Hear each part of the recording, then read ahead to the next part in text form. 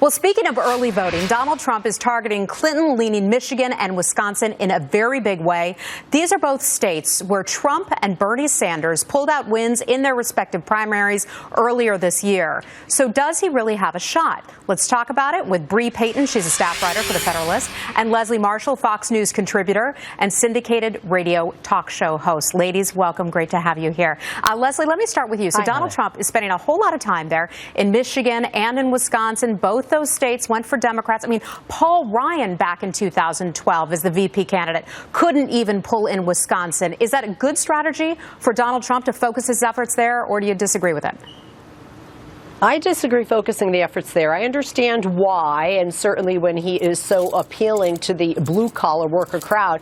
But if you look at those who forecast like 538, Hillary Clinton has almost an 80%, and I'm rounding up, almost an 80% chance of winning both of those states. I would actually put those states in the win column. If I were Donald Trump, I would really focus more of my efforts and money on other states like Florida, Ohio, Pennsylvania, North Carolina, and even Arizona. And Bree, what do you think about him spending so much time there and focusing efforts there? I think it's a decent strategy. I think there's been a lot less polling in both of those states, and I think in particular with all this breaking news surrounding Hillary Clinton's, the reopening investigation into her emails and some of the shady business that she did during her tenure as Secretary of State, I think it makes sense to really barrel down and focus on those two states. I think particularly in Wisconsin, it kind of makes sense. This is a state that has seen a huge amount of economic growth and recovery under a Republican governor, so I could see why they would be kind of reluctant to undo a lot of that progress under a president like Hillary Clinton. Well, and you mentioned the polling. There's not a ton of polling coming out of at least Wisconsin, for example, so you have to wonder if perhaps they're overstating Hillary Clinton supporters, but we'll have to just stay tuned to find out. I want to ask you both about this. Donald Trump, he's been going hard. You can switch your vote. We've got a graphic that shows some of those states where you can change your vote after you had already voted. I wonder if you think, Leslie, that this is going to have any kind of a big impact. Look at these states. What do you think? No.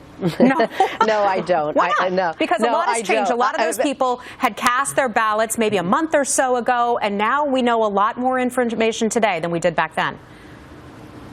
No, I don't think so, because traditionally in our elections in current day, when we look back, or historically, we're really a two-party system government, and also that's how we think. We're very close to a 50-50 nation divided. So most Democrats overwhelmingly are going to vote for Hillary. Most Republicans overwhelmingly will vote for Trump, although 28% of the GOP right now early voting in Florida seem to be going for Hillary, and she is up with independents. But at the end of the day, I think when a person makes their decision, they're going to keep that. Are there one or two people that may do it? Yes, not enough to move the needle that would help or hurt either of them.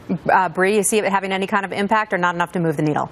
Sure. So I just spoke with a voter actually in California the other day who said that he was planning to vote for Hillary Clinton. But then when all this news started breaking that the Clinton campaign was basically working in cahoots with the Department of Justice and that she was kind of getting, this rigged system and this rigged investigation, he decided to not go ahead and vote for her. So I think that early voting is bad for democracy. And I could see a lot of people who did cast a vote for Hillary Clinton seeing all this kind of stuff, who are really frustrated with the political system and the way that powerful people are able to skirt the law, changing that vote and wanting to go through with that. And I think it's important to be telling voters that this is an option that they can have. Well, it's certainly a debate worth having in the future. Ladies, thanks so much for joining us today. Payton and Leslie Marshall, always good to talk with you both.